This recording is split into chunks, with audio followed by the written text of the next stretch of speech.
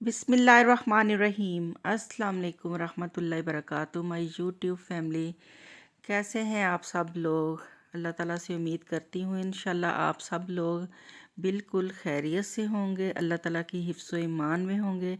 अल्लाह का लाख लाख शुक्र है, अल्हम्दुलिल्लाह हम भी बिल्कुल खैर खैरियत से हैं। और ये जो सरसों का पौधा उस दिन बारिश की वजह से नीचे गिर गया था, पहले तो इसको समरेन ने स्टिक लगाई है नीचे, लेकिन ये सेट ही नहीं हो रहा था। अब इसको हम रस्सी से बांधेंगे ताकि अच्छी तरह से ये जो है कवर हो जाए, और फिर इसको नीचे से मट्टी लगा के अच्छी तरह से जो इसका तना है उसको मजबूत करेंगे, और फिर इसके साथ हम लगाएंगे स्टिक।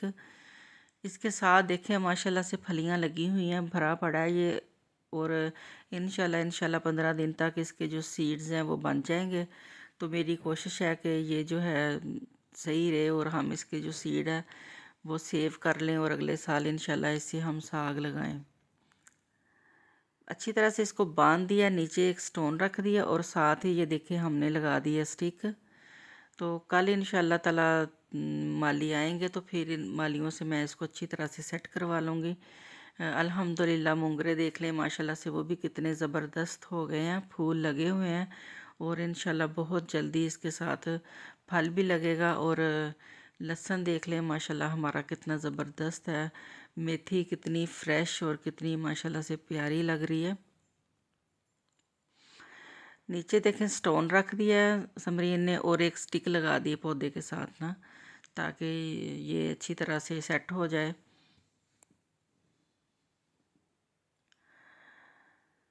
मौसम माशाल्लाह से बारिश होने के बाद बहुत ही प्यारा हो गया है।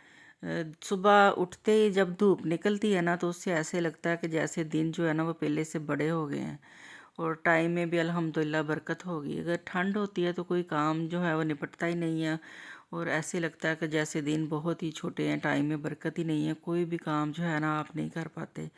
और बारिश होने से जो है मौसम इतना माशाल्लाह से प्यारा हो गया, वो हमारी सेहत के लिए भी बहुत ही फ़ायदेमंद थी। आजकल पानी की बंदी हुई है, नहरों में पानी बंद है, और गंदम की जो फसल है उसको पानी की ज़रूरत थी, इसलिए उसके लिए भी बारिश जो है बहुत ही फ़ायदेमंद थी। अल्लाह ताला की ज़ात बहुत ही गफूर रहीम है। हमें सिर्फ़ और सिर्फ अपनी ज़ात का ही होता है, लेकिन अल्लाह ताला को कुल कायनात की फ़िक्र होती है, उसने पूरी कायनात को चलाना है। माशाल्लाह से ये देखें दो नन्हे मेहमान आ गए हैं हमारे घर। ये चिड़ियों का जोड़ा दोबारा से फिर आज आ गया, और ये इधर खेल रहे हैं, और मुझे लगता है कि दोबारा से ये सोच रहे हैं कि इधर घर बनाने का। पहले भी इधर इन्होंने घर बनाया हुआ था। 3 चिड़ियाँ और आ गई हैं इसके साथ। तो पहले भी 2 जोड़े यहाँ पे रहते थे, तो उन्होंने अंडे दिए हुए थे, बच्चे निकाले थे। बहुत ज़्यादा घास ला के वो नीचे गिराते थे, लेकिन हम लोग सफाई कर लेते थे। लेकिन दिल तब दुखा जब उनके बच्चे ऊपर से गिरे हैं, 2 बच्चे एक के बाद दीगरे ऊपर से गिरे हैं, और फिर उनकी डेथ हो गई है। तो फिर मेरा बहुत ही दिल दुखा ना ये देख के।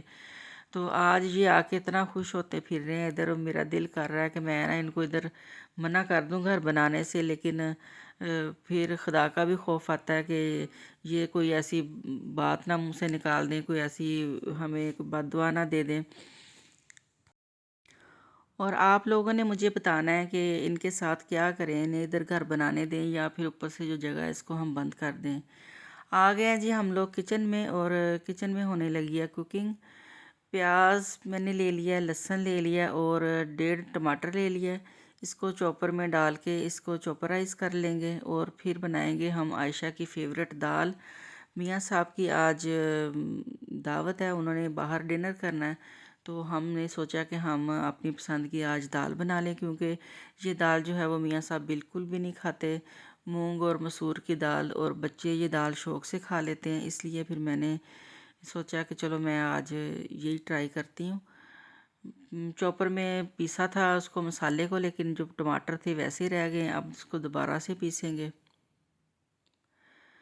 कुकर के अंदर डाल दिया जी मैंने ऑयल, और इसके अंदर हम जो हमने प्याज वगैरह चॉपराइज़ किया था इसको डाल के हम भून लेंगे अच्छी तरह से।